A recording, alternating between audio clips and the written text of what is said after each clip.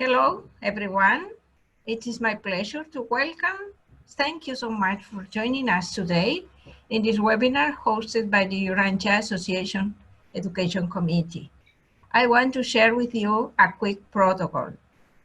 During the webinar, please mute yourself if you are not speaking to avoid disturbing background noises. If you want to speak, please raise your hand and unmute yourself. Use headphones if you can to improve sound quality and to reduce echo background noises when speaking. Please do not type when your microphone is not muted. The videos will be made available to the public in the Urantia Association YouTube channel. Turn off your camera if you do not like your image being used for records, and ask to speak off the record at any time when you do not want your say to be part of the videotape. This way, your part will be cut out of the video during editing. Today, we have the participation of Mark Blackham, who will present the theme, Religious Habits, 8 Steps to Spiritual Growth. Now, let me introduce you Mark briefly. Mark Blackham is a family man who raised 2 children while living in British Columbia, Canada. He started as a tradesman and automotive mechanic before moving on to running his businesses. After his children left the nest to take up their own lives and families, Mark decided to go to university, where he eventually earned a doctorate in anthropology and archaeology at the University of Toronto. Mark was introduced to the Urantia Book in 1973 when it was pointed out to him by a homeless man who he had met in the library. His interest was aroused as soon as he perused the titles of the papers. Although he found it overwhelming on his first reading, Mark was fascinated by the challenge of it all. And there was something strangely familiar about the book, as though he had come across an old friend after years of absence. He felt an immediate conviction that he had found the truth. Initially, Mark viewed the book as some kind of mystic text that held profound secrets, encrypted secrets, just waiting to be discovered. To some degree, this was true. However, it was many years later when Mark realized that he had preoccupied himself too much with a religion of the mind. His views and interpretations were overly intellectual and seldom of the spirit. Later, as he attempted to apply himself to more things of the spirit, he came to realize that his increasing understanding of the book followed in close step with his own religious experiences. Today, as Mark approaches the final decades of his mortal life, he is more excited than ever about spiritual growth and the many ways to achieve it. At this time, he likes to explore the religious habits of thinking and acting mentioned in paper 100, Religion in Human Experience. Thank you, Mark, for your willingness to serve, sharing the teachings. The session is yours. Thank you, Jeannie, and thank you for that wonderful introduction and for all your good work as Education Chair at Urantia Association International. Thank you, everyone, for coming, and I hope you enjoyed today's presentation. Like Jeannie mentioned, we're discussing a topic, religious habits, which is summed up in paper 100, Religion and Human Experience, under section 1, which is entitled Religious Growth. This discussion in this paragraph is religious habits of thinking and acting, and how these habits favor religious growth. For all of you who are seeking practical methods of spiritual growth, I believe developing good spiritual habits is a method we can all understand and practice. Of course, developing good habits is not the only method for spiritual growth, but I believe it is one of the most rewarding and one that we can all develop over time. So any conscious effort, I think, to develop these spiritual habits will result in spiritual growth that you can actually feel. And you will soon find that you are slowly but surely progressing in the spirit. So I'm going to begin, and I've got a PowerPoint presentation here, which I hope you will enjoy. And there are about 9 sections to it. The introduction, as well as a discussion on the 8 steps mentioned in the book, or the 8 religious habits, I should say. And at the end of each section, we'll stop and ask questions and discuss what has this particular aspect of the topic. Okay, so I'm just going to share a screen with you now. Now, the book mentions these 8 steps as these 8 habits, I should say, as a conditioned spiritual reflex. This is what we're hoping to develop, something that will come naturally to us. So in the Urantia Book, all meaningful religious growth seems to rely on our conscious and intentional decisions. This is true not just for soul growth, but also for circle attainment and adjuster attunement. To ensure we make the best decisions in all circumstances, we are encouraged to develop good religious habits of thinking and acting. And we form such habits over time by making frequent moral decisions. And in this manner, we can develop what the book calls a conditioned spiritual reflex. Good religious habits contribute to spiritual growth simply because they develop habitual spiritual responses to everyday living, ones which conform to the leading of the Spirit within, or which hopefully conform to the leading of the Spirit within. And I quote, "Religious habits of thinking and acting are contributory to the economy of spiritual growth.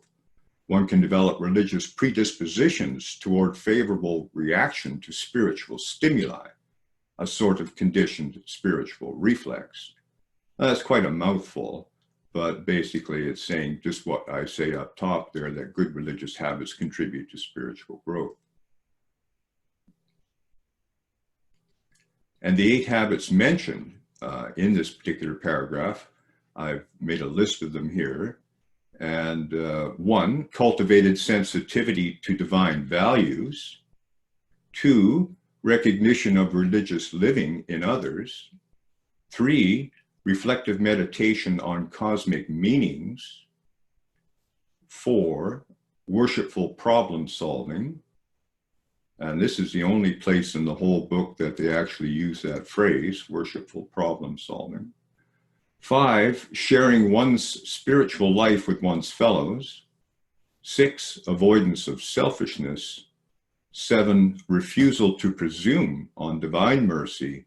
And 8, living as in the presence of God. So we'll discuss each of these in turn. So in this same paper, 100, religious habits are also referred to as reaction habits and reaction patterns. So this is exactly what we're trying to do. We're trying to be able to respond automatically in a spiritual way to all the problems we face in life. New religious insights arise out of conflicts which initiate the choosing of new and better reaction habits in the place of older and inferior reaction patterns. And to my mind, both of these terms are used synonymously.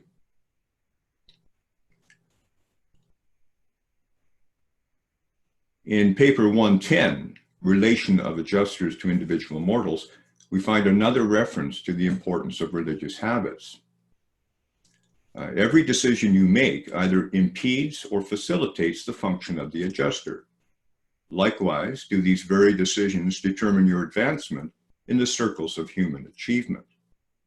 It is true that the supremacy of a decision, its crisis relationship, has a great deal to do with its circle-making influence. Nevertheless, numbers of decisions, frequent repetitions, persistent repetitions, are also essential to the habit-forming certainty of such reactions. And that's mentioned in section 6, 7 psychic circles. When Rodin of Alexandria discussed the experiences of worship and meditation, he also stressed the importance of developing good spiritual habits. And I'm reading these off because if people are looking at a very small screen, they may not be able to read it. So I quote, "When these experiences are frequently repeated, they crystallize into habits, strength-giving and worshipful habits. And such habits eventually formulate themselves into a spiritual character. And such a character is finally recognized by one's fellows as a mature personality. These practices are difficult and time-consuming at first, but when they become habitual, they're at once restful and time-saving." So it's not necessarily an easy job. It's not something that you're going to be, converted overnight, or have an epiphany on the road to Damascus. So for most of us, it's a very slow process, and it's one that requires constant effort. Rodin went on to say, and I think this applies more so to modern society we live in right now, and quote, "The more complex society becomes, and the more the lures of civilization multiply, the more urgent will become the necessity for God-knowing individuals to form such protective habitual practices designed to conserve and augment their spiritual energies." And so at this point, that was pretty much the introduction for religious habits. Some of the questions I'd like to ask are, from your own personal spiritual experiences, can you tell us anything about how you develop your own religious or spiritual habits?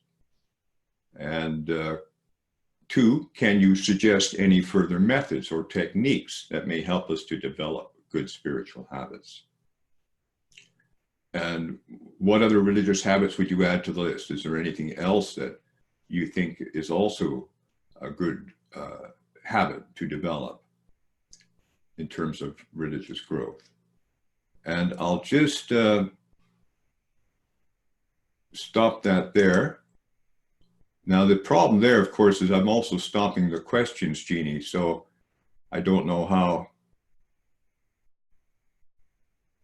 that's going to work. But if we can't, I can always put them back on if we need a refresher. But I can just say that your own personal experience, if anybody has any they'd like to share. Sorry, Mark, you need to stop sharing your screen. Oh, I thought I did. Sorry, Jeannie.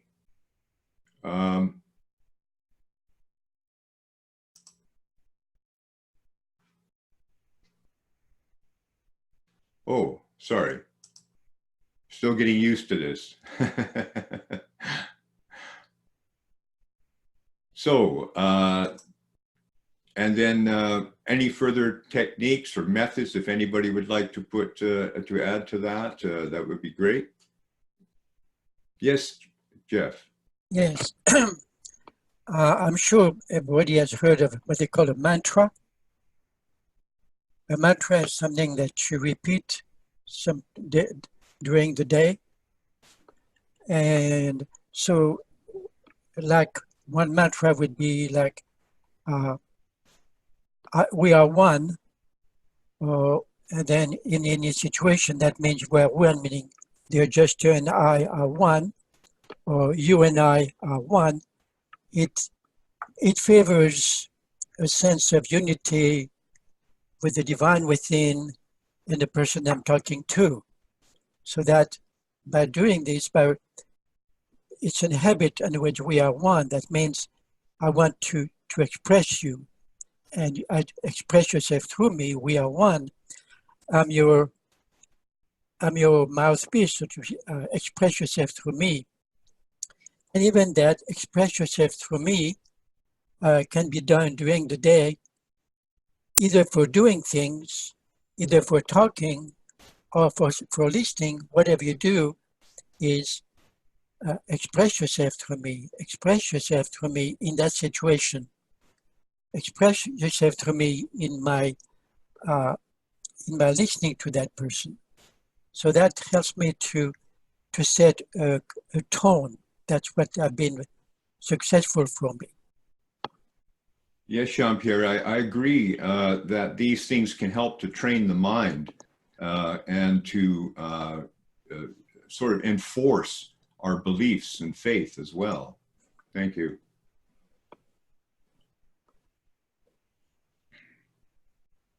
Yes, Jeff.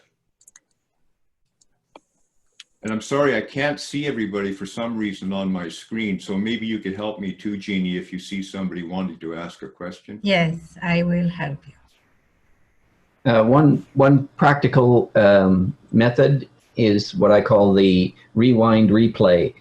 If you have an incident where you know you didn't play that one quite as well as you could have,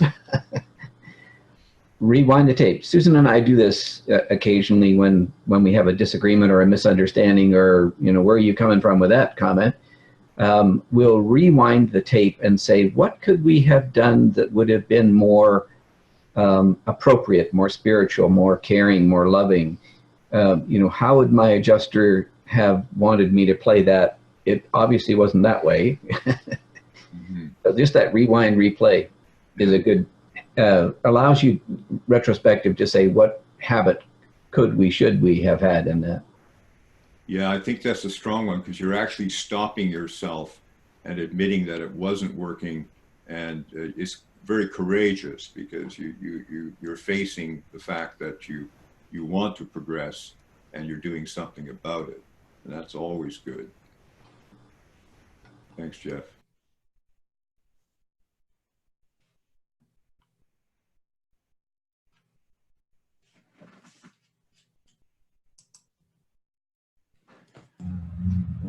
Okay, so I'll continue. Yes, please. And now, oh, there it is. Okay.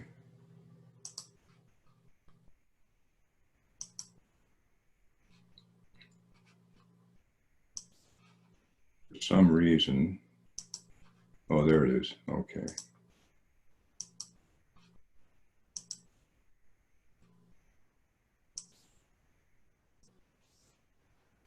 You must bear with me. Okay, so we'll move on to the first religious habit mentioned, and that is cultivated sensitivity to divine values. So sometimes I find that in the book, we often take words for granted, and I think we do have to question what the meanings are of sometimes common words in the book, or words we think of as being common. As the word is used, for the most part, value is assigned to something we think is important, has worth, or is useful or beneficial in some way. But of course, the book reminds us that human values are not necessarily divine values. And I quote, "Human likes and dislikes do not determine good and evil. Moral values do not grow out of wish fulfillment or emotional frustration." And that's in paper 100 again, Concepts of Supreme Value. In the Urantia book, the divine values are synonymous with spiritual values or supreme values, and such values are predicated on spirit realities. And ones that we hear a lot: truth, beauty, and goodness are divine realities, and love is the greatest of all spirit realities. So as divine realities and spirit realities, these are also things that are of divine value. Divine values are spirit realities. And here in this one quote, truth is coherent, beauty attractive, goodness stabilizing. And when these values of that which is real are coordinated in personality experience, the result is a high order of love, conditioned by wisdom and qualified by loyalty. So this is also giving us a benefit to the recognition of divine values. The result is a high order of love, conditioned by wisdom and qualified by loyalty. Another quote, in the contemplation of values, you must distinguish between that which is value and that which has value. Now, I can't honestly say that I'm 100% sure of the differentiation here, but the way I see it, and please correct me later on, goodness, like truth and beauty, is a value in itself, as would be love. Whereas a good family life, for example, is the expression of goodness. It has value. So there are many things that have value, but it doesn't necessarily mean that they are a value in and of themselves.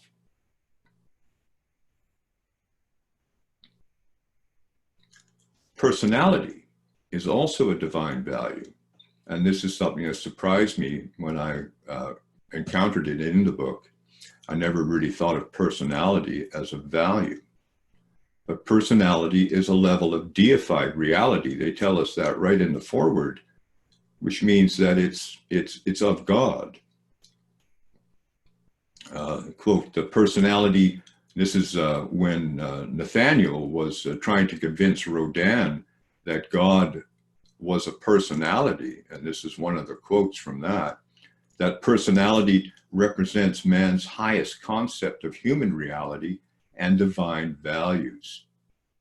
That God also represents man's highest concept of divine reality and divine values.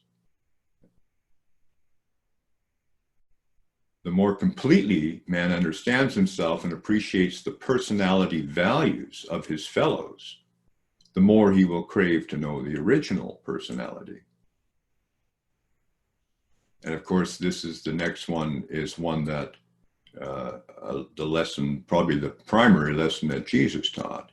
The quest for personality values is the ability to recognize the reality of God as a personality and the concurrent realization of our fraternal relationship with fellow personalities. And that was in the section on paper 16, the reality of human consciousness. So this is pretty much the idea of the fatherhood of God and the brotherhood of man, to use the terms in the book. So then the question becomes, well, how do we cultivate greater sensitivity to divine values? And it's the answer pretty much is worship, really. Worship is the sincere pursuit of divine values and the wholehearted love of the divine value giver. So God is the creator of all of these spirit realities and therefore these divine values. Worship is the spiritual domain of the reality of religious experience, the personality realization of divine fellowship, the recognition of spirit values. So we come to questions again. Are there other divine values you can think of? And I'm sure there are. And what else can we do to cultivate sensitivity to divine values? And I'll just stop sharing at this point. I see there's a pause share too. Well, maybe I'll just stop share at this point. And what other divine values? Can anybody add to that? Dave Jesusonian has raised his hand. Yes, I'd like to add, the Urantia book focuses primarily on the three spirit values of truth, beauty, and goodness, but then there's equal or probably higher from the Paradise Trinity would be the spirit values of love, mercy, and service ministry from the Father, the Son, and the Spirit. So in my read, I've studied this 43 years, and I've seen many places where they talk about 6 values, but I have not seen anywhere where they talk about personality as being the spirit value. Personality is the unifier of all those. Personality never changes, but values, spirit values, will grow, and as we worship and think and do more godlike things. So that's all I just wanted to share. Yeah, thanks, Dave. That's great. Yeah. So what else can we do to cultivate these values in our lives? To cultivate sensitivity. I mean, worship, I suppose I didn't mention prayer, but I'm sure that prayer is probably another technique that would be very useful.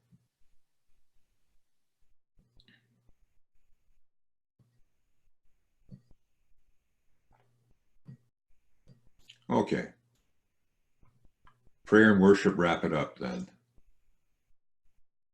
Okay, so I'll continue sharing and we'll move on. Oh, yes, Jean-Pierre. Receptivity, because to me, receptivity is a key word. You cannot be sensitive to anything unless you are receptive to something. So unless you're receptive to some, how do you recognize if you're not receptive to? So the next question for me would be, how do you cultivate receptivity? And it's interesting that in the first page of the book, it's one of the things that they say we need to develop. They speak of cosmic expansion of consciousness and receptivity. Mm-hmm. So that it would be hard for me to recognize divine values unless I'm receptive to them.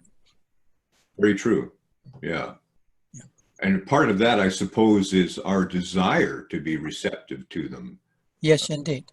Yeah, it all starts with that initial desire. Yes. Okay. Wagner raised his hand after Gilles Moral.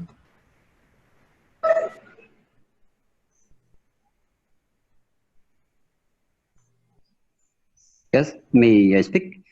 So Yes, I just would like to share some points.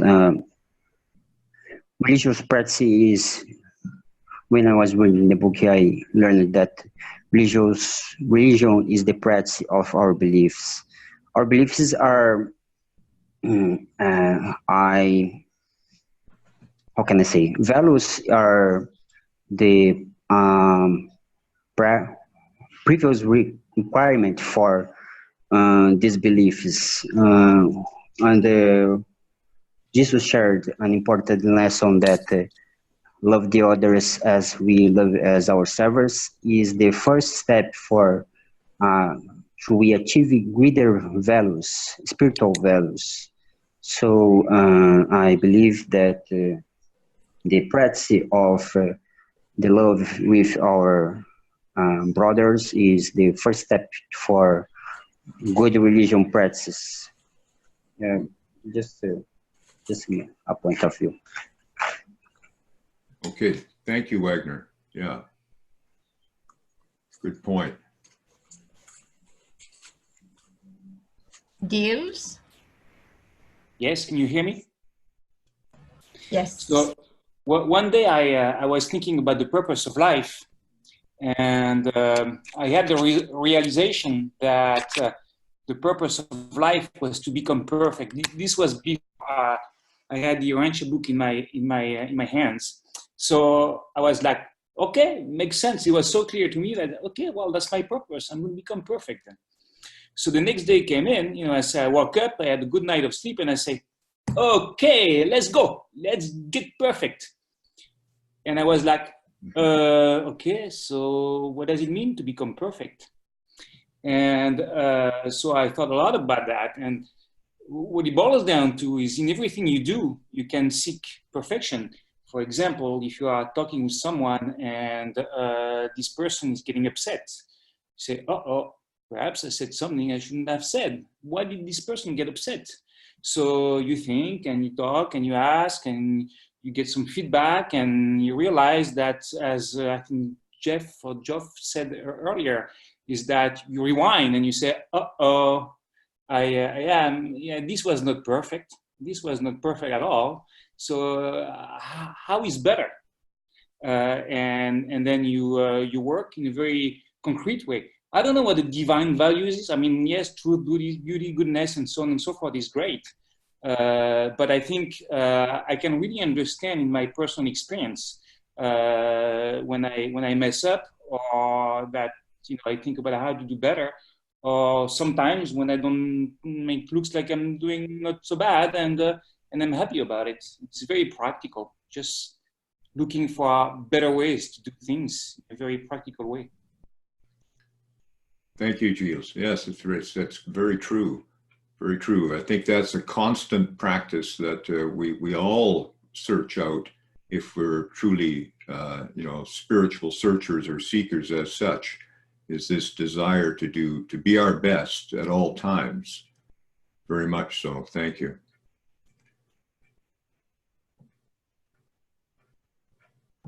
Okay, so I will continue with religious habit number 2.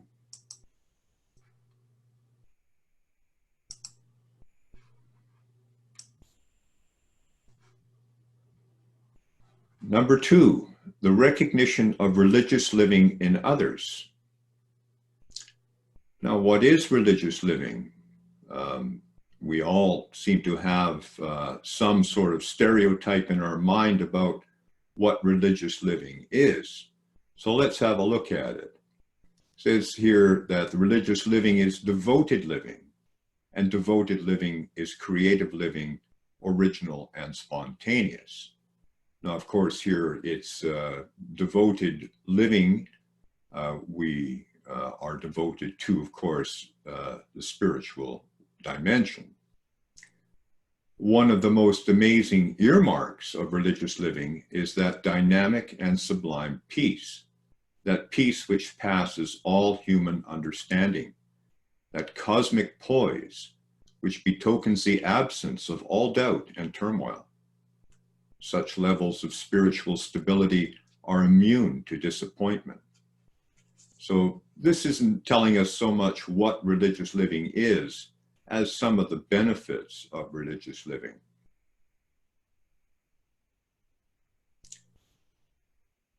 Jesus, the revelation of the highest type of religious living, proclaimed that God is love.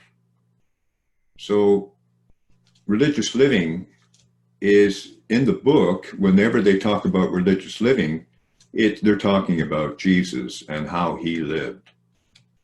And here we're told right here that he is the highest revelation, or the highest type of religious living, I should say.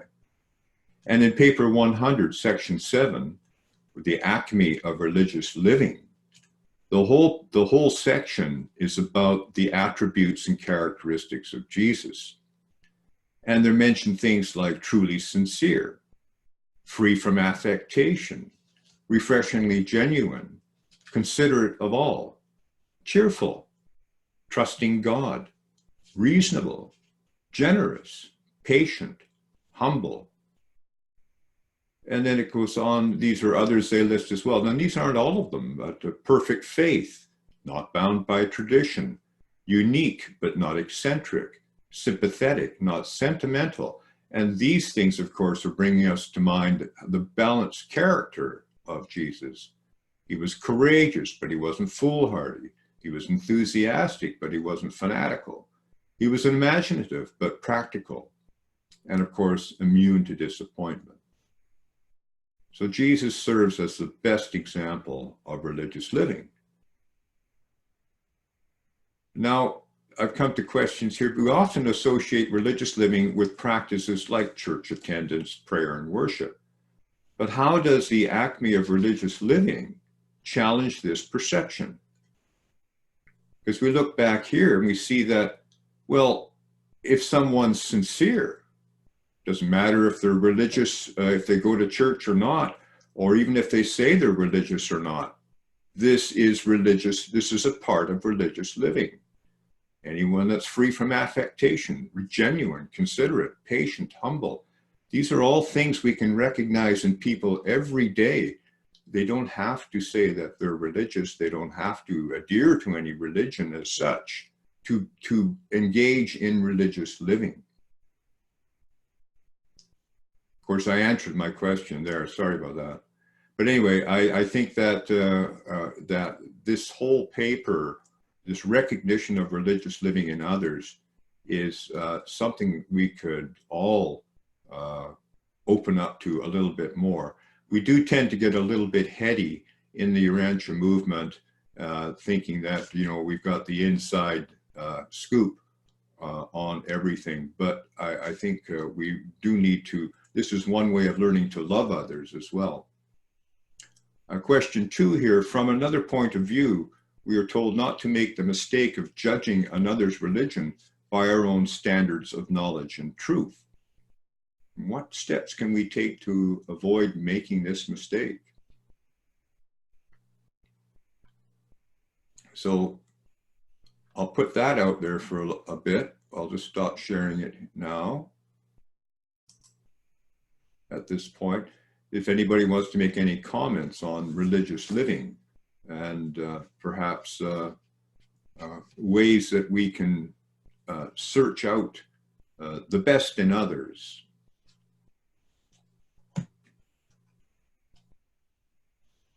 Or maybe it says it all for itself right there. Maybe there's nothing else to add to that. Dave Jesusonian has raised his hand.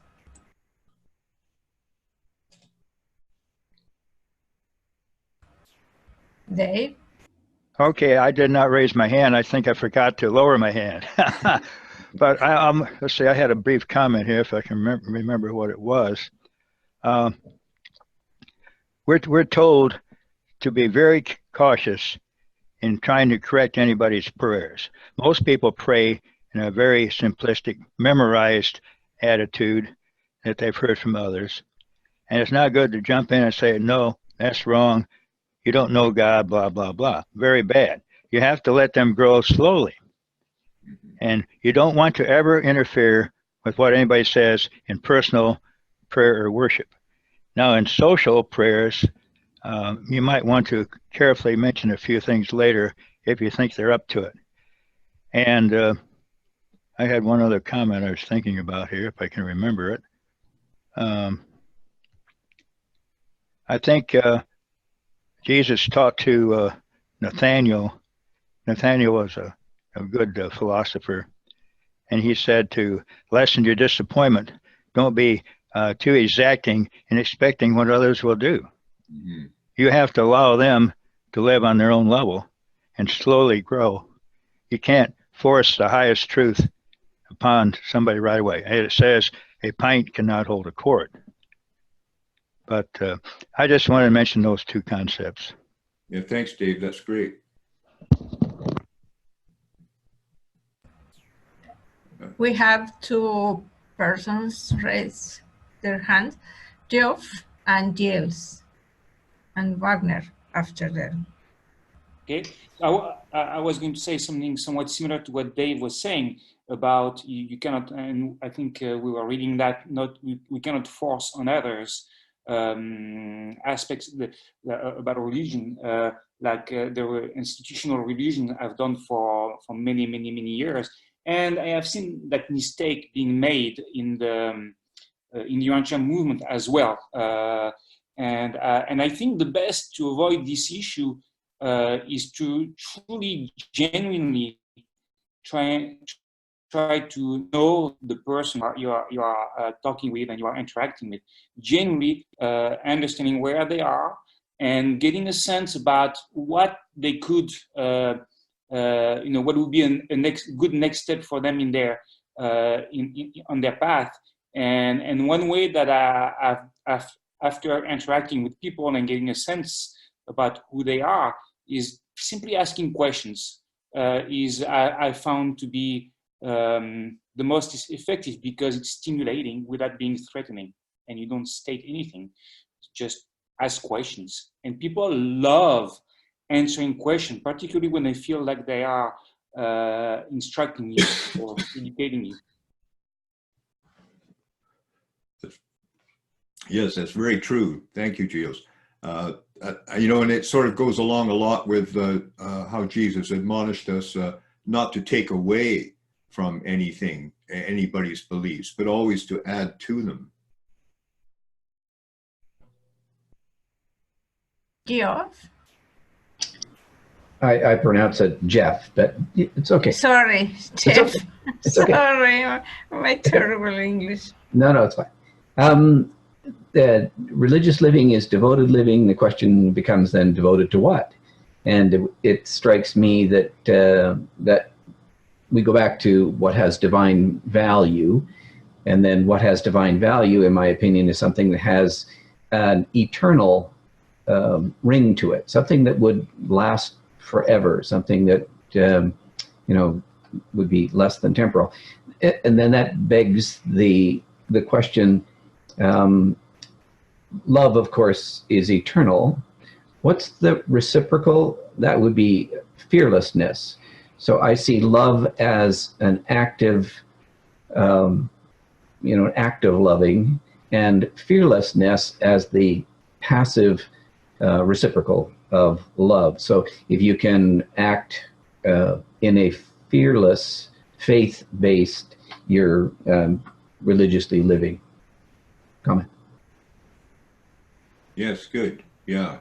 And I think that Jesus said the best way to overcome fear is with love, which is quite a revelation in itself.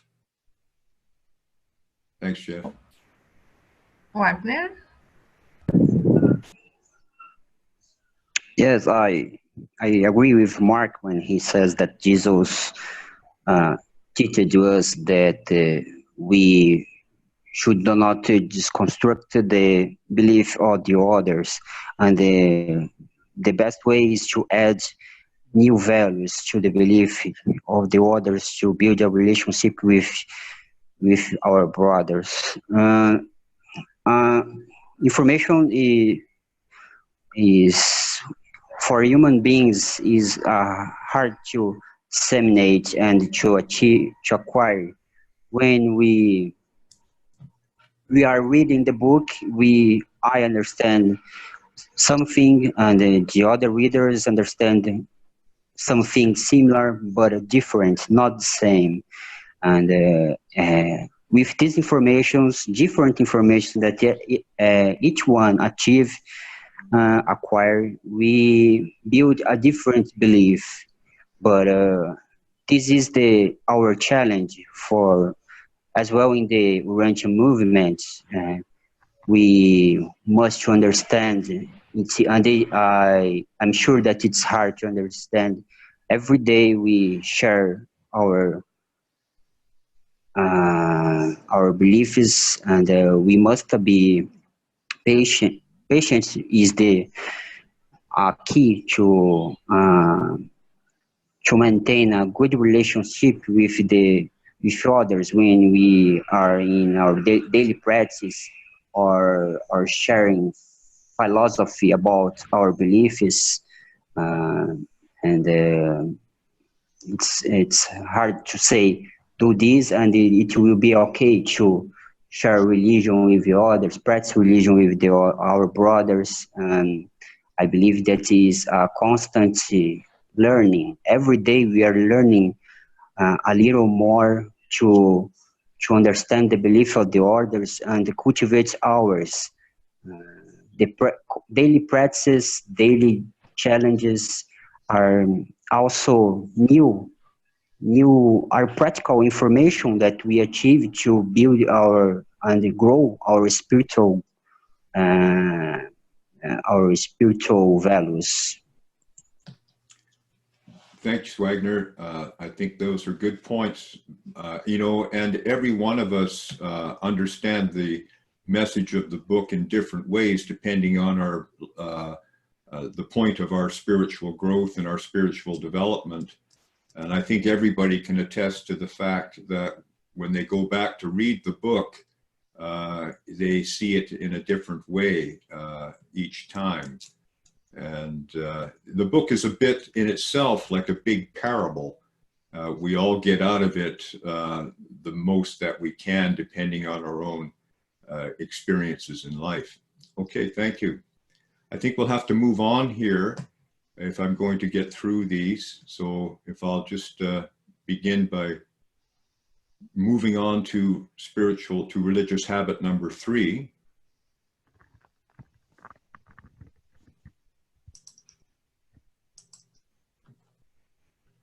Religious habit number 3, reflective meditation on cosmic meanings. So there's a tough one. What are cosmic meanings? And so sometimes I think it's good to review what the word cosmic means in itself.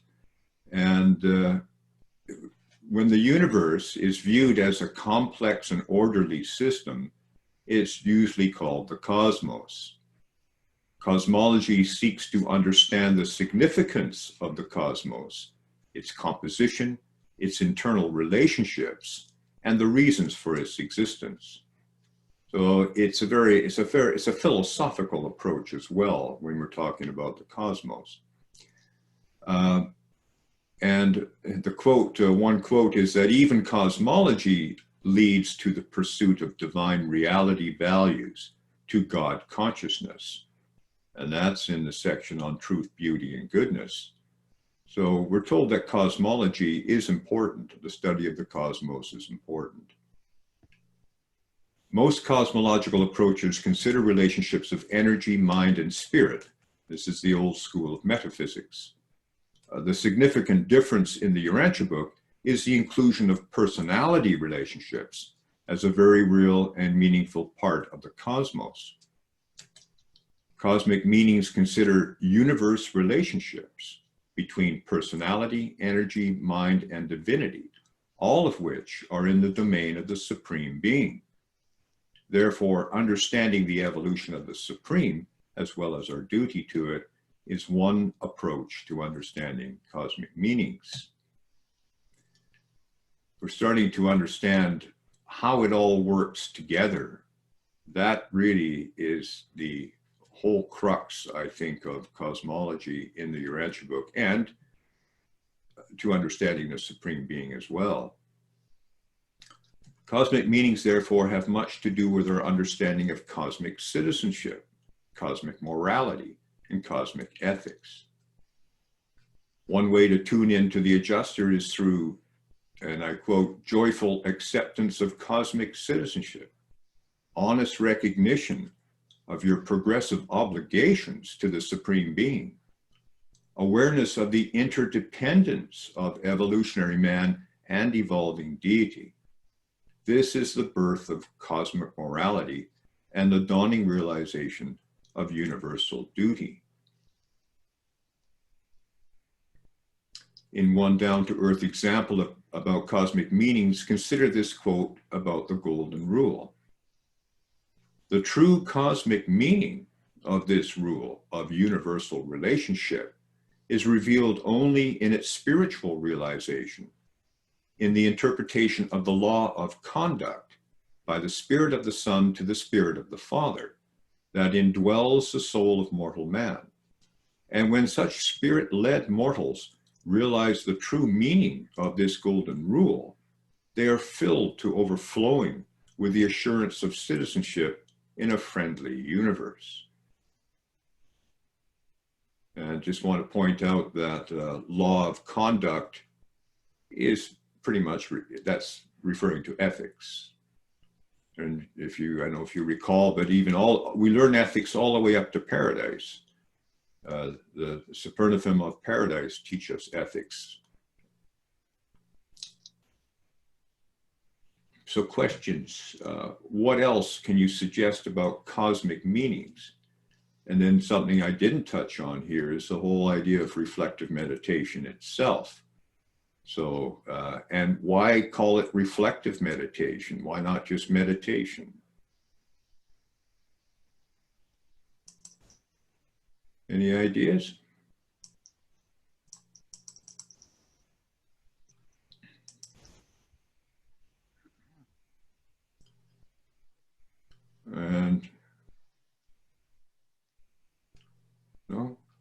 Wagner, Jan, Dave. Okay, I think I'm unmuted now. Can you hear me? Yes. Good. When I was younger, I was very much interested in science and technology. And so until I was about age 35 or so, working in science and technology, I thought the universe was just what you see with telescopes. You know, there's galaxies and solar systems, energies, and so on. I had no conception then that there's personality circuits in the cosmos, there's spirit circuits, mind circuits, as well as force energy power. And even though intellectually I had a good understanding of the Urantia book, it wasn't until roughly, I would guess, about 15 or 20 years ago that I was given to realize that we live in a universe that is both friendly and fatherly.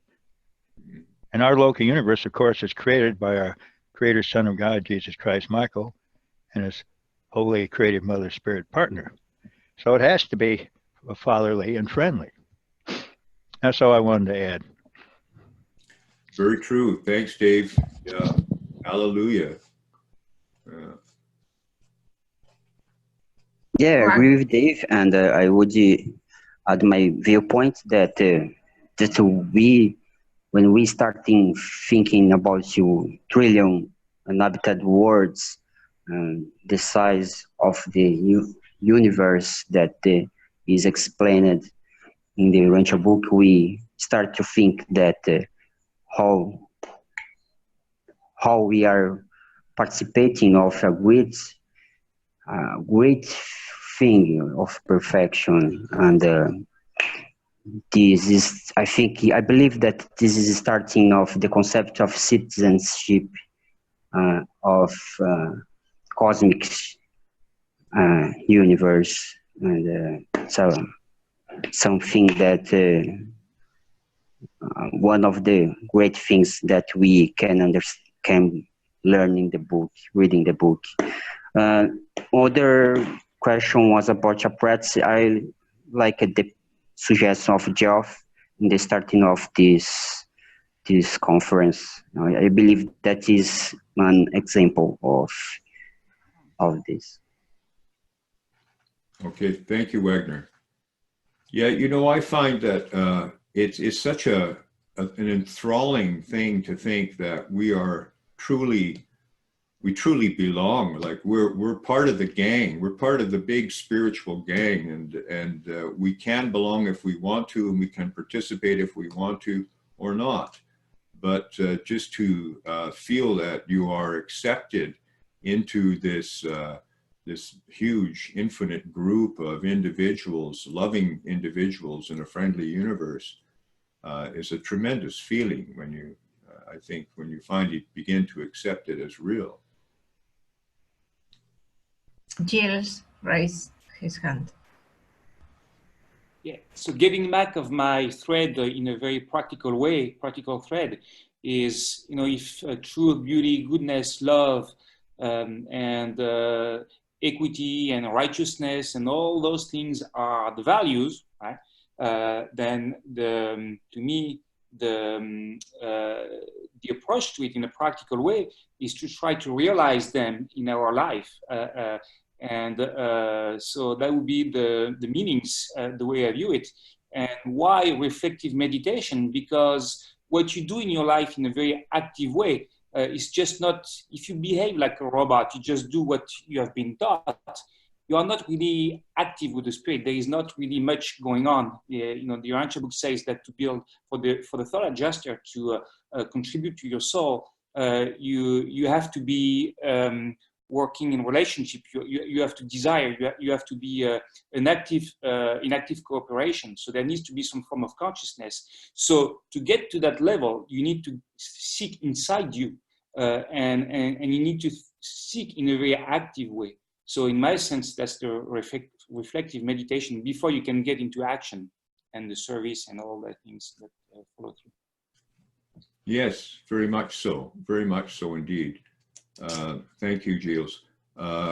I think you're right too. You touch on the fact that cosmic meanings can penetrate to the personal level as well, very much so. Yeah. Jeff and Susan has raised their hand. This Susan. Yeah, Okay. so I'm thinking that when I take that pause in reflective meditation to realize who I am in the cosmos, it changes everything. It creates this perspective and brings me out of myself to realize myself in the context of the whole. And when it gets really juicy is when I pause even a bit longer to realize if it's true for me, it's true for everybody. So my relationship, when I have these wonderful realizations of my place in the cosmos as a divine daughter of this loving creation, and if I'll keep that alive, that it's like, oh yes, this is true for everyone. You know, if it indeed has value, cosmic divine value, the acid test is it not only about Susan making that realization, it's that this is a realization for all of us. And so then the inner celebration really begins, that this is where it's not just wow, it's like a big wow, a collective wow in this cosmic sense. So thank you. Yeah. Thanks, Susan. Yeah, a good lesson on it's not all about us or not all about the individual for sure. Yeah. Yeah. Okay. I will move on then to the next. Religious habit. Number 4, worshipful problem solving. What is worshipful problem solving? We're told that prayer always embodies an element of self-interest, whereas worship does not. There is absolutely no self-request or other element of personal interest in true worship. We simply worship God for what he comprehend him to be. So if worship is for its own sake, how do we solve our personal problems with worship?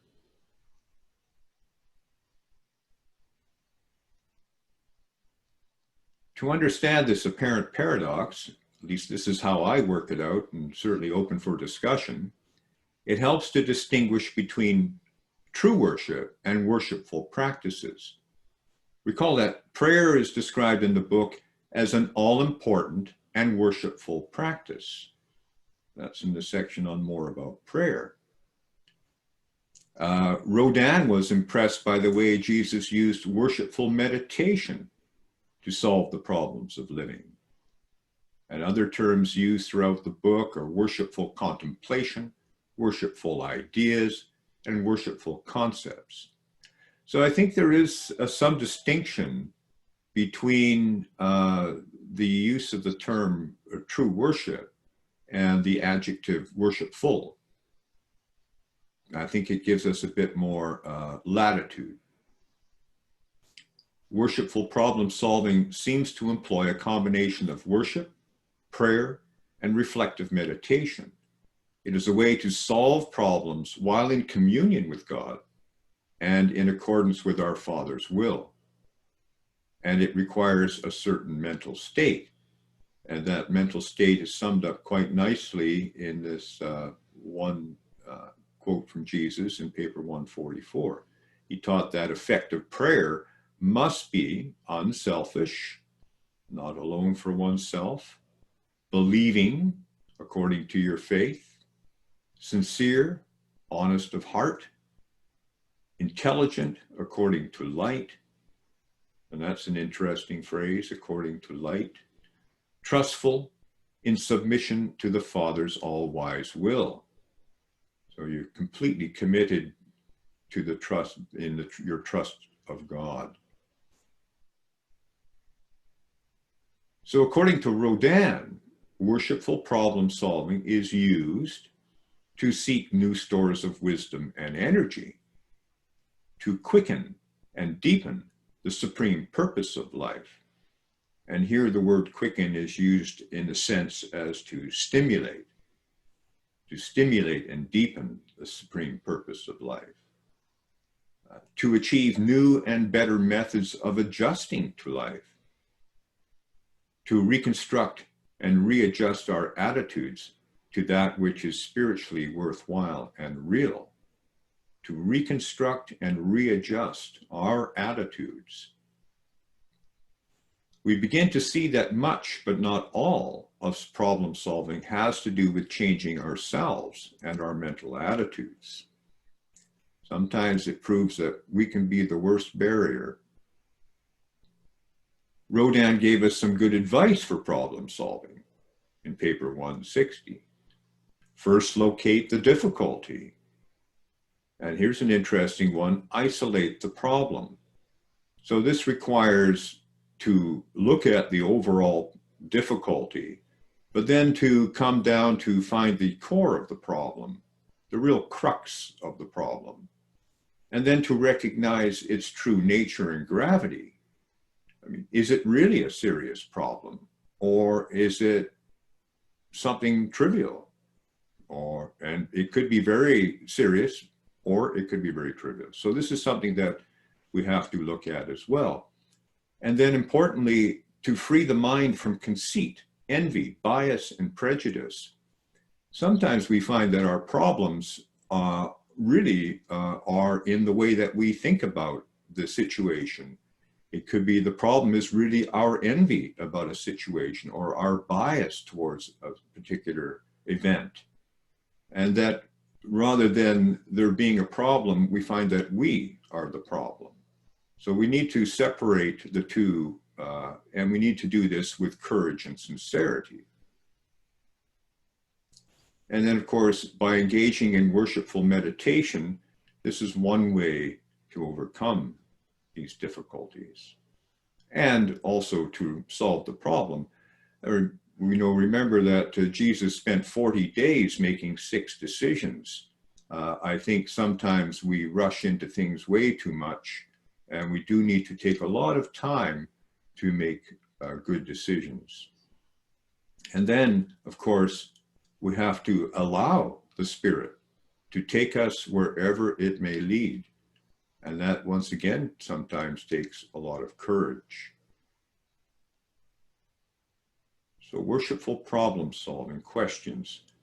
Do you have any further suggestions for worshipful problem solving? Or does anyone have a problem solving experience to share? Problem solving. I do. Let's hear it. Sometimes you need to recognize that it isn't your problem to solve. Good point. It may appear to be a problem that you think you can solve, or you may think it is your problem when in reality it belongs to someone else. And then the worshipful prayer would involve understanding and strength to either leave it alone or encourage or assist whoever's problem it is to recognize that it is a problem and do something about it. So and just, yeah. For the last 42 years, I've been engaged in such a problem-solving difficulty with a family member. And I think that maybe I have to just recognize now, finally, and give it up, that it's not my problem to solve. Yes, well, that's a very good point, Cheryl. Sometimes it's not our problem.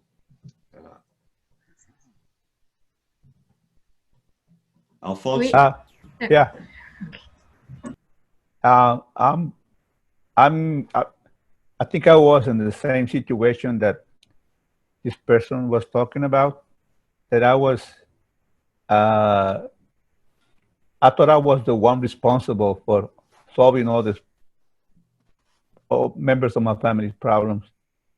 And it took me great courage, and accept more than nothing that it is them that they have to solve their problem, because they also has the same opportunities and the same tools to solve them. The same tool that I have and the same opportunities. They just don't want to do it. And I was like, I asked God, I said, lead me, take me, show me the way. And I finally made a decision. They didn't move out of my house. I was the one who moved out of my own house and solved the problem. It was that decision that I said, okay, I'm out of here. Now you're gonna solve your own problem. I was just giving them too much time, too much opportunities. And I was, like I said, blaming myself for things that not being done or solved, until I finally, God made me see things. We're all human beings. We're all equipped with tools to move forward, to move ahead. And it was me, the one who was stopping them from solving their own problems because of my desire to solve their problems, like doing too much. Yeah. And then I said, let's do this for our own sake. And we finally moved out of that place, and thank God we're doing much better mentally, emotionally, and more we can do more for ourselves, that we weren't doing before, because we were concentrated in their problems, but they're just very simple things, but it requires that there's one word that I use that I always trying to remember: acceptance. Acceptance that each individual is responsible for their own well-being, happiness, and advance. And it took me hours of meditation and reaching towards God to encourage me and give me the strength to do it, to enlighten me. But it's just like, that was situation that it was hurting us and our health, we were not doing well, and then finally, thank God, we decide to give them the responsibility to solve their problems, and move away from them. But it was, it's like that's like I said, it's recognize and acceptance that it's as individuals, and we all have the tools to move forward, and advance, and and what I did is just to move and let them participate in their own life, Thank you, Alfonso. Okay. And it does go to show that you can never underestimate the power of God to solve our problems, really. I think that, too, a lot of times cultural mores can create problems in themselves. What made me think about a lot was when Jesus was in Rome for 6 months, and then he left without saying a word to anybody.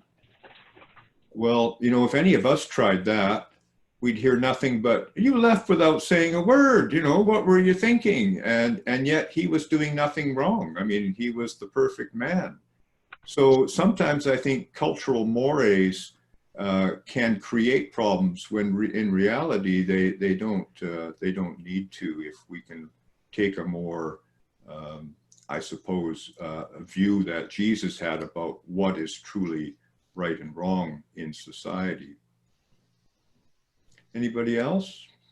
Wagner? I would like to share that for me it's very difficult yet to the relationship between worship and problem solving. Some problems we have to make a decision very faster than we can worship for a good solution. I understand when Rodon, in your example, says that we have to live emotions and understand our own personality to exclude some items from the decision of a problem solving. But I can't find him. When the last point, the 7th point of Rodon, let the spirit take a decision. I would share that sometimes people that readers of the book are talking about let the adjuster take a decision, but I believe that we have the free will to take on decision. The final decision is still being of our own free will decision, and I'm sure that the adjuster is our guide, and he will always let us take the better decision if we want to. But I just would share this my difficulty in this relationship between worship and problem solving. Thank you, Wagner.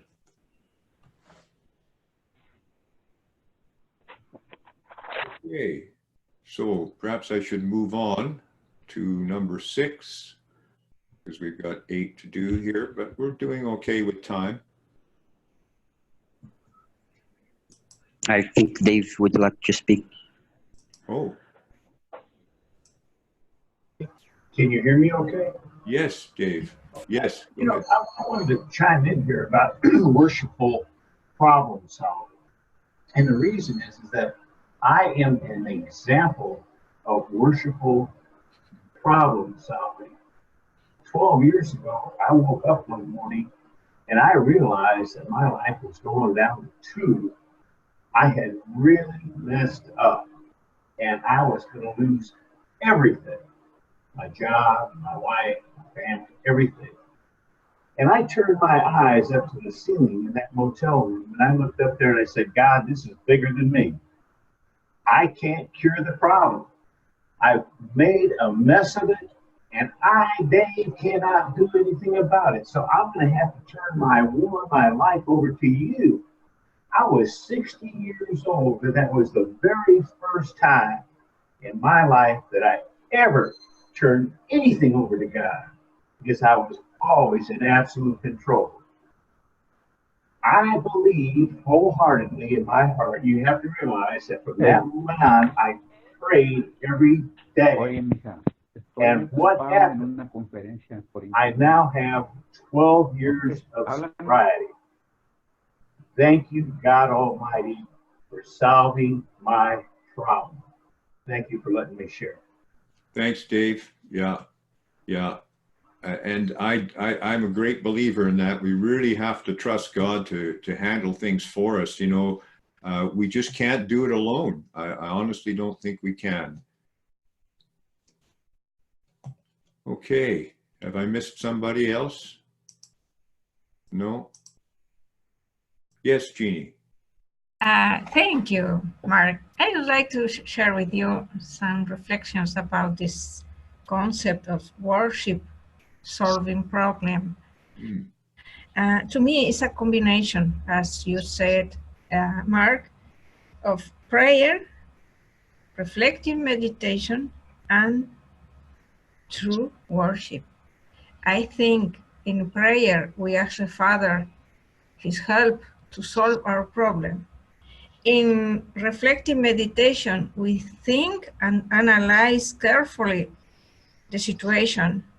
And in true worship, we can, as Jesus said, that we should remain after our prayers in silent receptivity, with our attention focused in the presence of our Father. So true worship could be the receptive stage of our worship solving problem. To be receptive, to receive in the better way the help of our Father, the energy, the discernment to find a good solution. I wholeheartedly agree. I do think that worship is the receptive stage. That's why you've got to get yourself out of the picture at that point, because otherwise you're blocking the channel, so to speak. Thank you, Jeannie. Great remark. Yeah. Okay. So let's move on to religious habit number 5.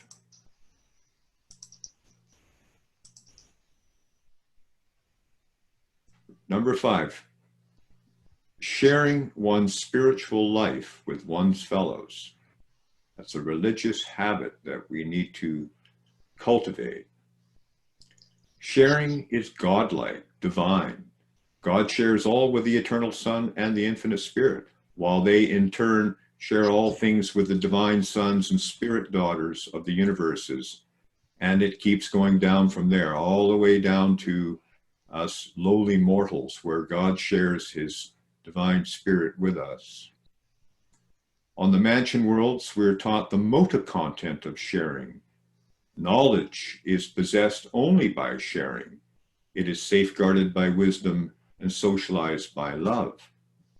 In fact, we're taught that if you really want to know something, try teaching it to someone else.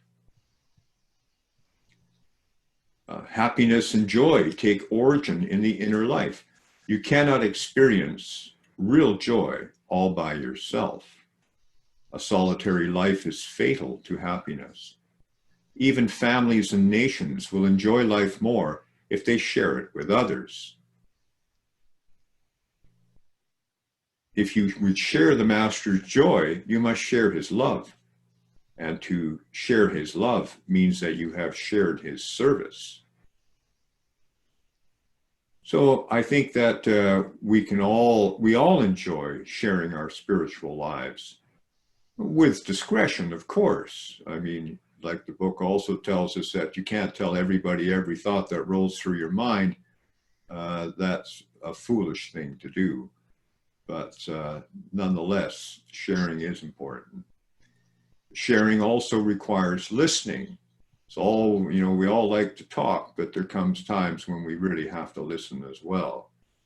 And while your religion is a matter of personal experience, it is most important that you should be exposed to the knowledge of a vast number of other religious experiences, the diverse interpretations of other and diverse mortals, to the end that you may prevent your religious life from becoming egocentric, circumscribed, selfish, and unsocial. And that's in the philosophy of religion. So, and this is something that we know Jesus did. He spent his life learning about the experiences of others. So, and he was a great listener as well. So these are part of this developing this religious habit, I think, is being able to express yourself to others as well as to listen to others. So what are some ways to share a spiritual life? And why is sharing our spiritual lives important? Well, of course, back here, we're told that the end is that we may prevent our religious life from becoming egocentric. There's one. But there are certainly many other reasons, good reasons for sharing our spiritual lives. So I'll stop there for a minute. If somebody has something that they'd like to contribute to sharing, or any aspect of sharing your religious life with others. Yes, Alfonso. Yes. Well, for me, it is every moment that I encounter a person, could be the cashier from the bakery, from the store, the lady at the park, the mailman, Jehovah's Witness. They always come to my house, and I always salute them, invite them, and then they stop. We talk. They let me know whatever they're trying to teach us that day. And then I ask them, would you like to hear some of my beliefs or what I think, and then I talk to them, and I try to give them a little bit of what I know and what keeps me happy, because I'm there, I'm always smiling and trying to make them feel good and welcome. And for me, that's sharing, that I'm there, although I might not agree with what they're trying to teach me, but I accept, I listen to them, and then I give them my share of what I think is something good or familiar to them that they can hear, but not trying to preach them or to convince them, or but just to share. And I say, anytime you want to come and talk, I'm here, I'm open, my house is yours, it's always open for you. And the same way, I try to create an environment of joy, whoever I talk to, like I said, I go to the store and there's not a single person that are surround me that I would not leave left a smile on their faces. And and just that's the way I interact, That's and great. For me, it's the way I am, the way I think is. I use whatever that is in me, that is good in me, to make other people feel good and enjoy, just whatever, anything. So that's how I share. And like I said, unless they ask me something else, and I always said, if you allow me, and if I feel the sincerity and their request, then I will say something. But other than that, I just show them my happiness, my joy, and the way that I am as a person, I think there's, like you were saying something, and they're worshiping, that we have to acknowledge what we have, how much, what is that, how much have we grown, how much is we have, or, we can, because we need that spiritual strength, to solve, to interact, and we have to show that, we have to show that. And if for any reason someone will ask me why, then I will give them the answer. But other than that, I just have fun. Yeah, those are great points, Alfonso. Thank you. Thank you. Anyone else? I think too that we need to remember that when we share. Cheryl, did you have something to say? Yes, a couple of very obvious ways to share the spiritual life is to join with others in group spiritual services, simply going to church, or to another place of worship is a way to share. I found recently, after the passing of my spiritual mentor, there were several groups that he belonged to that he helped to foster, and all of a sudden he was gone. And having been one of his proteges, I felt compelled to go to these places and to be with these people immediately after his passing, because we were all so utterly devastated. And I went because I felt it was important for me to do that. But when I did that, the response from the other people was utterly overwhelming. And so I have arranged my schedule so that I can continue to be there at these groups for as long as I possibly can. And I don't have to say anything or try to be John, because John's gone and I'm not John. But the very fact that I was simply there, sharing my spiritual life, sharing their spiritual life, had a tremendous impact. And that surprised me, the level of the impact. Yeah, yeah, yeah. It's very refreshing. Thank you. Mm-hmm.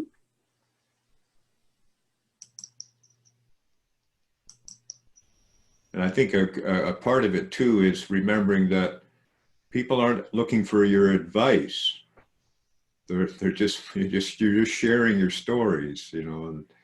And remember that not even the Union of Days gives advice unless it's asked for. So, okay, let's move on. Number 6, religious habit number 6, avoidance of selfishness. God is not selfish. Selflessness is inherent in parental love. God loves not like a father, but as a father. And that's in the goodness of God.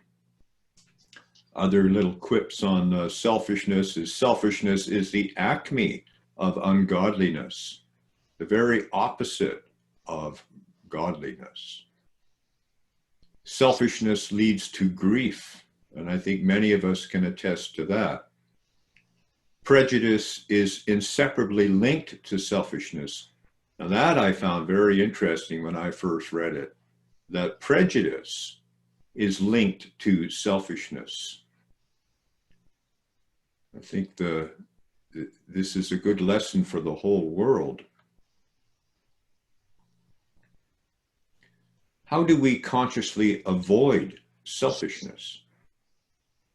Well, some quotes are, man can never wisely decide temporal issues or transcend the selfishness of personal interests unless he meditates in the presence of the sovereignty of God and reckons with the realities of divine meanings and spiritual values. And this reckoning with divine meanings and spiritual values forms a large portion of the book, this discussion about divine meanings and spiritual values. This is clearly an area that needs a lot of work for all of us, I think. To Jesus, prayer was, among many things that they mention, the mighty mobilization of the combined soul powers to withstand all human tendencies toward selfishness, evil, and sin. So here we got meditating in the presence of the sovereignty of God and prayer, 2 ways to avoid selfishness. So what does it mean to meditate in the presence of the sovereignty of God? Why not just say meditate in the presence of God? Why are they saying meditate in the presence of the sovereignty of God as a way to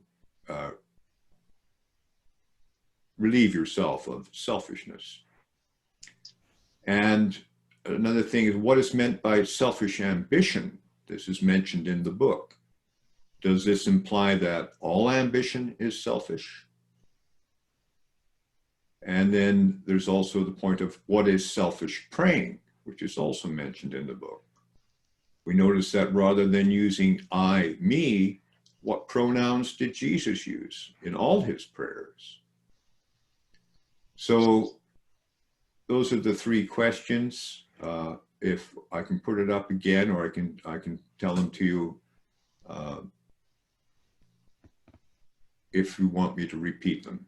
And then I'll just stop there again so we can talk about meditating in the presence of the sovereignty of God.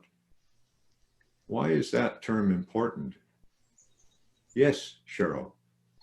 Well, the very first thing that comes to my mind is the fact that you've got to remember that when you're meditating and praying, it's for God's will, not your own. Mm-hmm. The phrase, thy will, not mine, be done. So when you're meditating, you're asking for answers, but you have to recognize that the answers are going to be from God's perspective, not from yours. Mm-hmm. And those are the answers, and those are the directions in which you have to go, whether you like it or not. And quite often, you're not going to like it. Yeah. It isn't going to be what you want to do. It's going to be what God wants you to do. Yeah. And the more you recognize, the more often you recognize that it's going to be something you don't want to do, for me, that's the clearest indicator to me that that's God's will. Mm-hmm. And that's what I have to do, just precisely because it's not what I want to do. Mm-hmm. Yeah. Anyway, that's for me. And with regard to selfish ambition, the very fact that they say selfish ambition, they're using that as an adjective. So that means that there's other kinds of ambition that aren't necessarily selfish. Right. Yeah, very good. Yeah, yeah. Yeah, they talk about supreme ambition as well. Mm-hmm. Yeah. So that's my 2 cents. Yes, thank you, Cheryl. Very nice. Very good.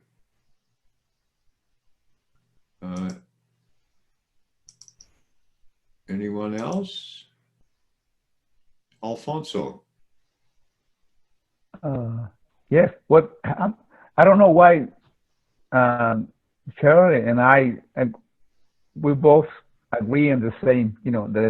That we first have to accept God's will and His presence. And whatever His answer might be, we have to accept that.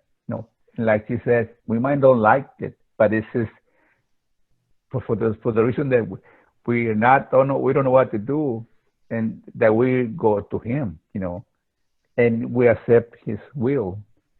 So it was more or less what she was saying. I agree with her. Okay, thanks. I think this notion of the sovereignty of God too is this idea that He's the king. He's the man, he's the big man, and that anything that you do in his universe is never about you. It's about him and pleasing God. And I think that when we realize that this notion of the absolute sovereignty of our Lord, that we become more humble and begin to realize that the best thing we can ever do is to serve him and our fellow man in whatever way we can. Now, I'm surprised that you didn't jump in here, Jeff, with this I, me business, but anyway. But yes, I mean, Jesus always prayed. When he prayed, he talked about we and us. I mean, even his prayer that he taught to his family, it's all about we and us. It's never about I, me. Forgive us our trespasses. So I think that I don't know if you've ever tried it, but I've started using this method myself some time ago. And I found that it really changes my perspective. Whenever, even if I'm praying for something if I'm praying for courage or if I'm praying for love of others, I say, please give us courage, give us love. And I think just changing the terms of your prayers is a very powerful way to rid yourself of selfishness.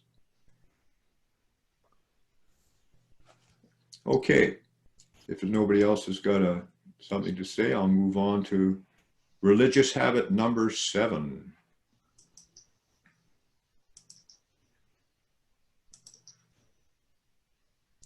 Refusal to presume on divine mercy. Now, I'm not going to harp on this one a lot, but I've only pretty much got the one slide on it here. But, you know, we do have to ask ourselves whether or not we presume too much on the nature of God and his mercy. Because Jesus earnestly warned his apostles against the foolishness of the child of God who presumes upon the Father's love. He declared that the Heavenly Father is not a lax, loose, or foolishly indulgent parent who is ever ready to condone sin and forgive recklessness. And we're also told that Jesus' faith was perfect, but never presumptuous. So, and then of course, if you want to read more on this particular subject, paper 166, I can't remember the section. Oh, the Sermon at Gerasa, where Jesus talks about this. And sometimes he can sound pretty harsh about the topics he talks about. And, you know, but of course, in the end, he ends this rather strict admonition of the Sermon at Gerasa with the phrase, fear not, because I think the first part of it scared the wits out of his apostles. But in the end there, he said, fear not, if you follow my way, you've got nothing to worry about. So anyway, what are some examples of the ways we could presume on divine mercy? And is there any point we would consider divine mercy to be exhausted? And I'll just stop this sharing for a moment. If anybody has any ideas on that. Presumption of mercy.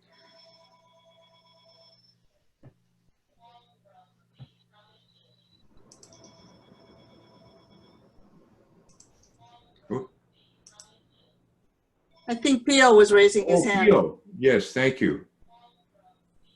Just, you know, being brought up a Catholic, and you were told to go to confession every week.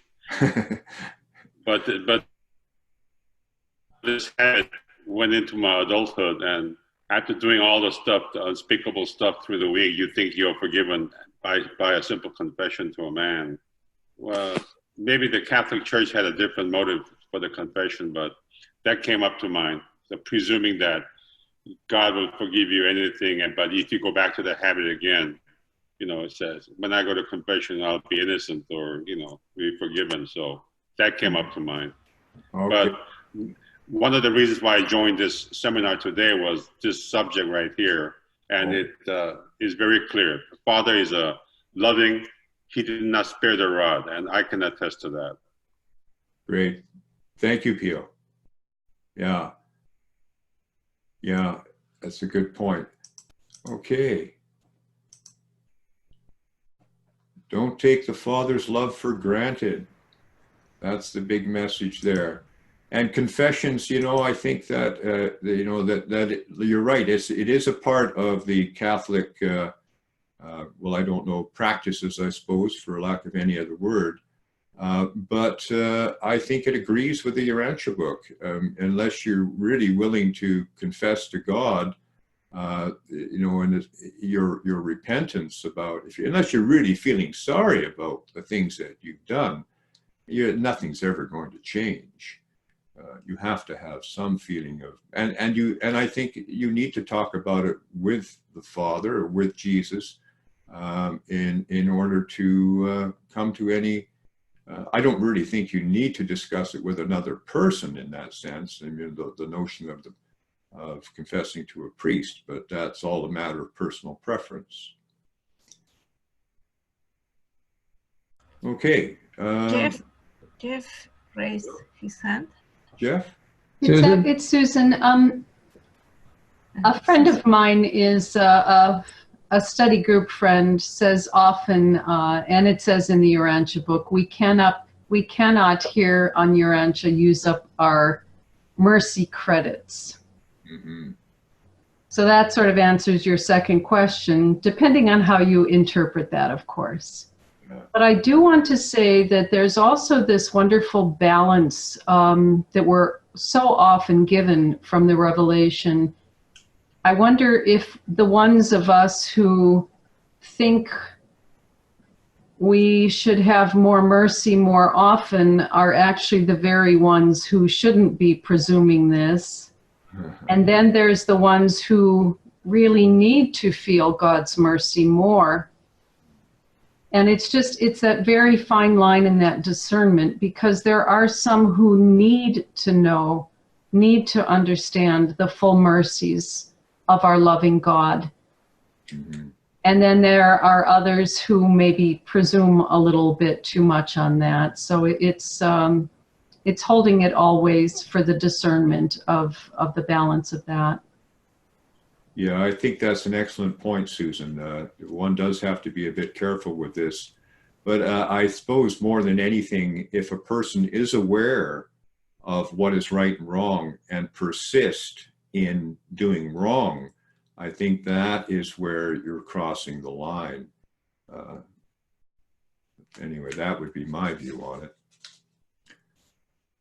Okay.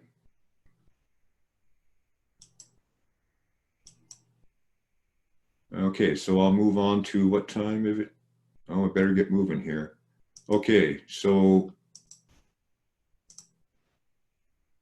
number 8, the big one of all, living as in the presence of God, a religious habit.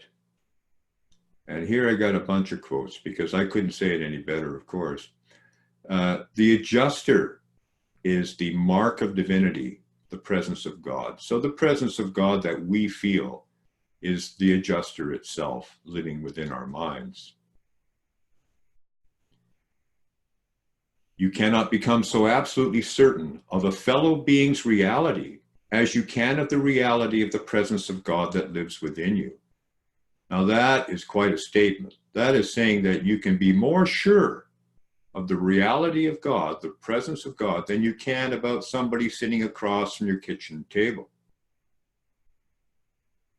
That is knowing God.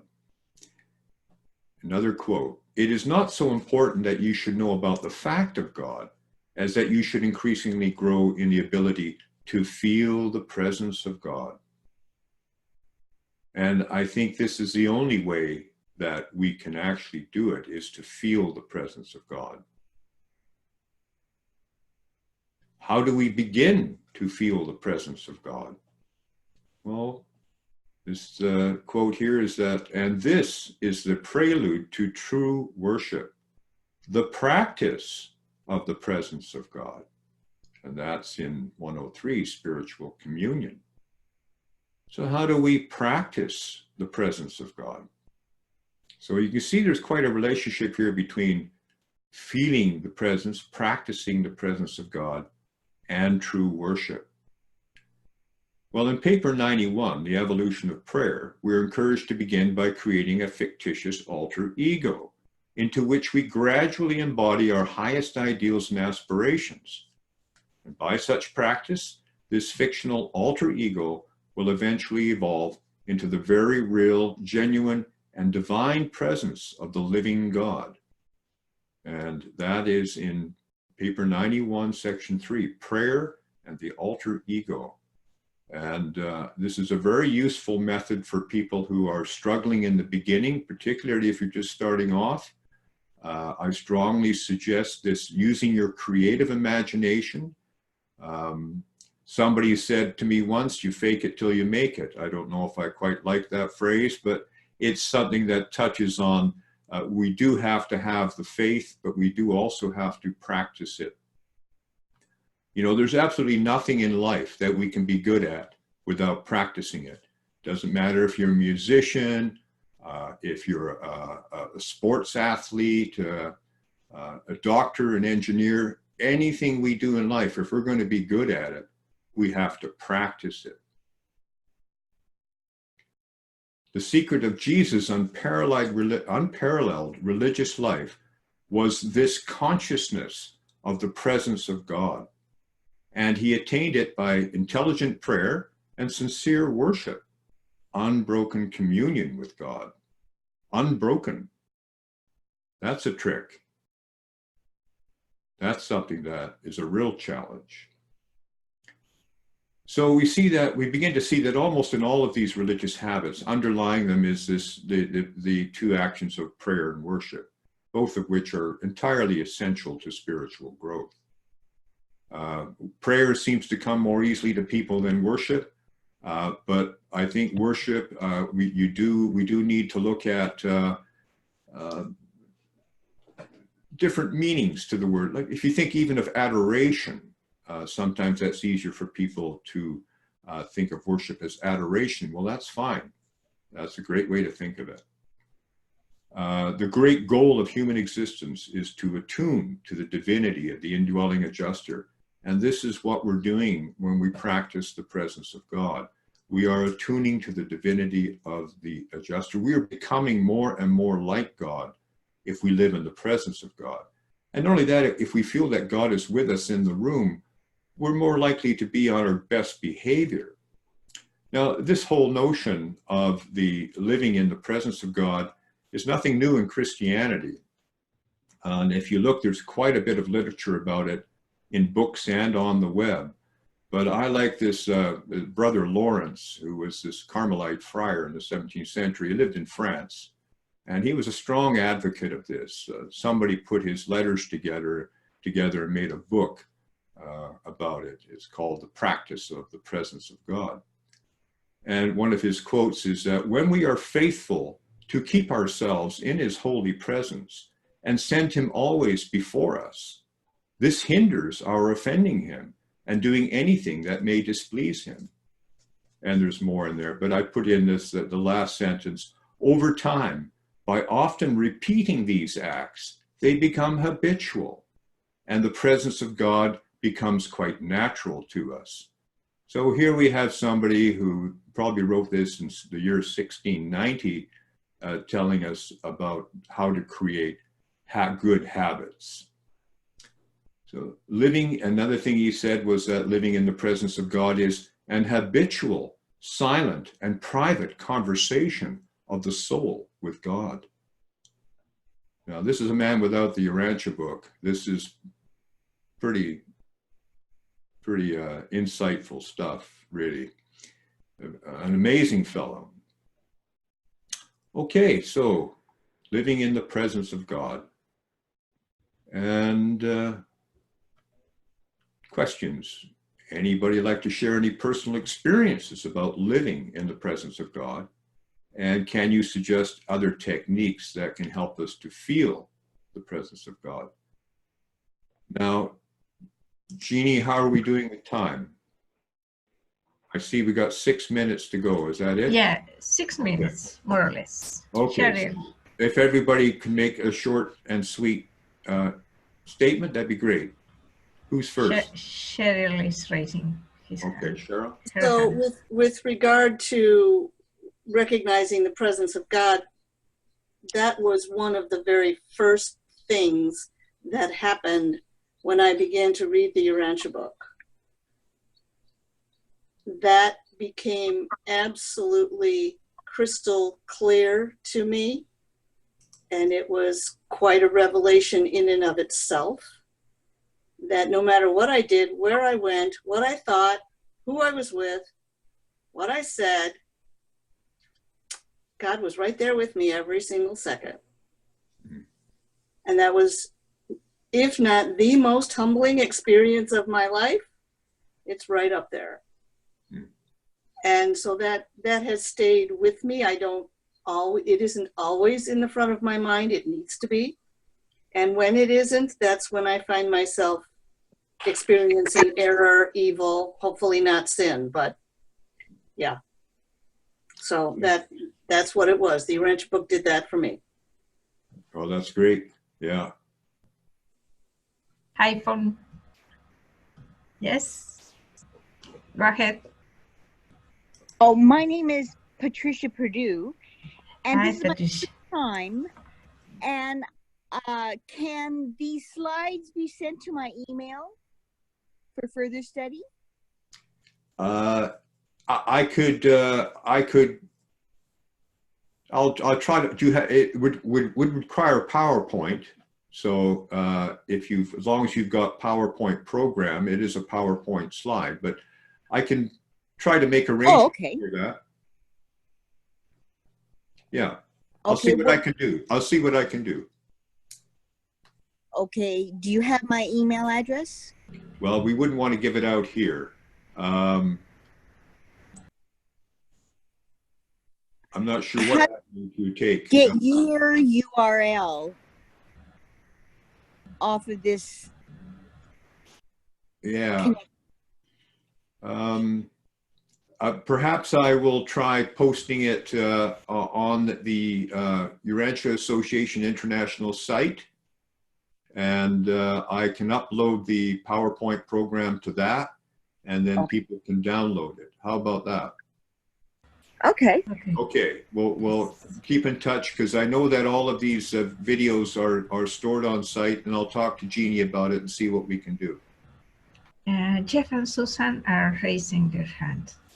You know, it occurs to me that in this feeling God's presence, that we can be a benefit to one another, that to be a reminder when we're with another person of faith or someone who's open to this, that we remind them, you know, that it's not just how Susan can feel in God's presence, but that to feel comfortable, safe enough, sincere, authentic enough to, in just a conversation, in just a regular real life situation, take those moments to remind one another that we are in God's presence. And so we can serve each other by bringing that into an everyday normal kind of experience.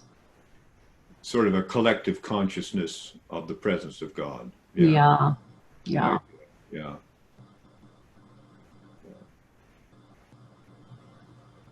Okay. Wagner raised his hand. Yes, I think we are finishing our webinar. I would like to thank you everybody for me, it was great to participate from this conversation. For sure, it was not enough time to share our experiences, and I live in Brazil. For sure, languages are difficult for me, and we have several differences in cultural experiences in Brazilian, American, and other countries. I would like to say that there is a big difference between prayer and worship, and for sure worship could not help us to problem solving, just because we are praying, not in worship. And we are co-participating of the creation of the Supreme, and it's very important to every day we make our better efforts to build this Supreme that will be revelated in the infinite time. Thank you, everybody. Thank you, Wagner. Good remarks. Okay.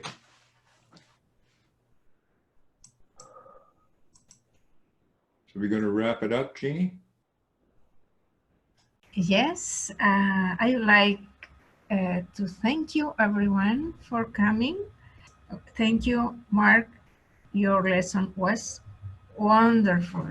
I really enjoyed. Do you like to close the session with some words, Mark?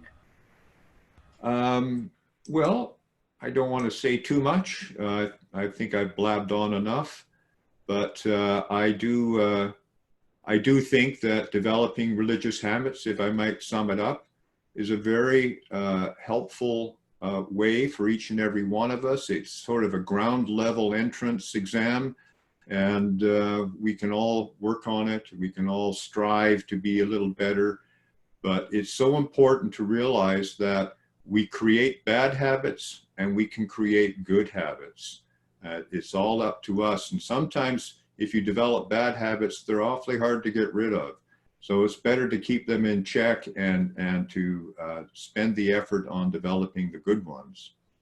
But that's about all I would say at this point. Thank you, Mark. Thank you, everyone. God bless you. Have a nice weekend.